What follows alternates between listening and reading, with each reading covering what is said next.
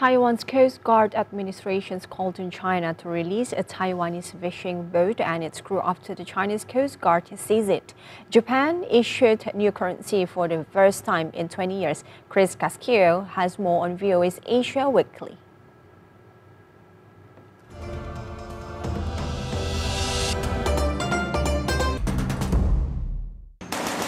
The world's largest naval war exercises in Hawaii are not only about deterrence.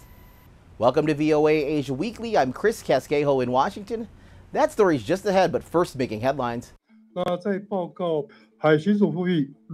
Taiwan's Coast Guard administration on Wednesday called on China to release a Taiwanese fishing boat and its crew after the Chinese Coast Guard seized it late Tuesday. Taiwan's Coast Guard says the boat was intercepted near the Kinmen Islands, located just a few kilometers off the southern Chinese coast. 11 people were killed in floods after torrential rains fell across northeast India and neighboring Bangladesh.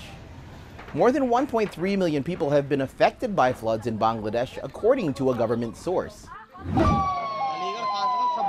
Authorities arrested 6 people in connection with a deadly stampede at a religious festival on Tuesday in northern India. At least 121 people died. A preliminary police report found that around 250,000 people had been crowded into the tent, far exceeding the limit of 80,000 mandated by local officials. A Malaysian court dismissed former Prime Minister Najib Razak's bid to serve the rest of his corruption case sentence under house arrest. It comes after public outcry against the Pardons Board for reducing Razak's 12-year jail sentence to 6 years. Razak was found guilty of illegally receiving money from a state fund in 2020. The Vatican's top diplomat, Archbishop Paul R. Gallagher, met with Philippines Foreign Affairs Secretary Enrique Manalo in Manila on Tuesday. The two envoys discussed developments in the South China Sea and potential areas of cooperation with the Holy See. Russian leader Vladimir Putin and Chinese leader Xi Jinping pressed their case on Thursday for closer security, political, and economic cooperation among countries of the vast Eurasian region. Putin and Xi met at the Shanghai Cooperation Organization Summit, seen by Moscow and Beijing as an instrument to counter the influence of the United States and its allies. The world's largest naval war exercise off the shores of Hawaii is taking place over the next few weeks with the U.S. and 28 partner nations. Known as Rim of the Pacific or RIMPAC, analysts say this year's exercises give partners a chance to work together while sending a strong deterrence message to China. VOA Pentagon correspondent Carla Babb has details. International cooperation on a scale like no other.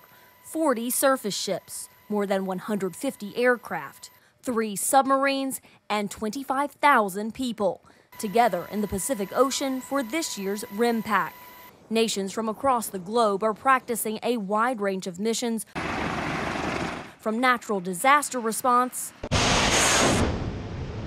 to attack skills needed for war. Every nation in the world actually has interest in the Pacific, and we adhere to the same value. It's more than welcome to participate. One country not invited, China, because analysts say the warm welcome RIMPAC gave to China about a decade ago backfired. There was this outreach to China, and definitely the U.S. and its allies and partners were essentially burned by the Chinese taking advantage of it, but not really taking advantage of it in a way to positively shape their behavior and cooperate, but took advantage of it as an opportunity to essentially to collect intelligence and to try and get more acceptance of what should be considered unacceptable behavior. Now, officials say the biennial exercise sends a strong message to China to stop bullying its neighbors. They're not just going to be facing the United States and the country they're targeting, but they're potentially going to have to deal with a response from a wide range of countries that have common interests in deterring and confronting Chinese aggression and its threats to a free and open Indo-Pacific. RIMPAC nations this year will practice targeting the decommissioned assault ship USS Tarara, in a rare chance to learn how effective their weapons are at sinking a large and protected adversary in open waters. The weeks-long exercise is set to end in early August. Carla Babb, VOA News, the Pentagon. Visit voanews.com for the most up-to-date stories. I'm Chris Casquillo. Finally, Japan issued new currency on Wednesday for the first time in 20 years. The new bills feature a redesign which includes large print for easier reading and 3D hologram technology to fight counterfeiting. The currency already in use will still be in circulation. Japanese Prime Minister Fumio Kishida in Tokyo praised the new yen bills as historic. Thanks for watching VOA Asia Weekly.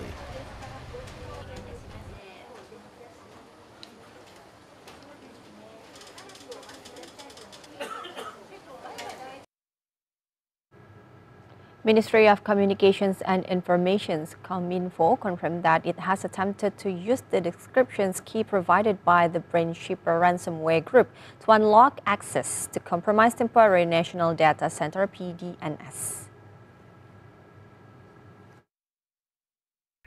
Director General of Informatics Applications Samuel Amrijani Pangrapan said that the Ministry of Communication and Information, or Cominfo, confirmed that it has attempted to use the decryption key provided by the Brain Cipher ransomware group to unlock access to the compromised Temporary National Data Center, or PDNS, and have tested the key in the space room, and it successfully unlocked 6 datasets.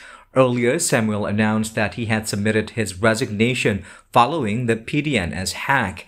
He is unsure if the single key will unlock all the encrypted data. According to him, the PDNS stores a vast amount of information, and the team initiated testing immediately upon receiving the key last night, and the process is ongoing. He added that the ministry's technical team is currently working on decryption. As previously reported, the Brain Cipher ransomware group kept its promise to deliver a decryption key for PDNS for free on Wednesday, July the 3rd. The hacker group, believed to be located in Eastern Europe, announced the key's availability on the dark web.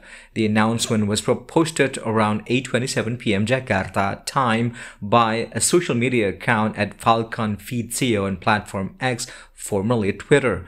The Brain Cipher ransomware group claimed to have released the key independently, without any influence from external parties, including the Indonesian government.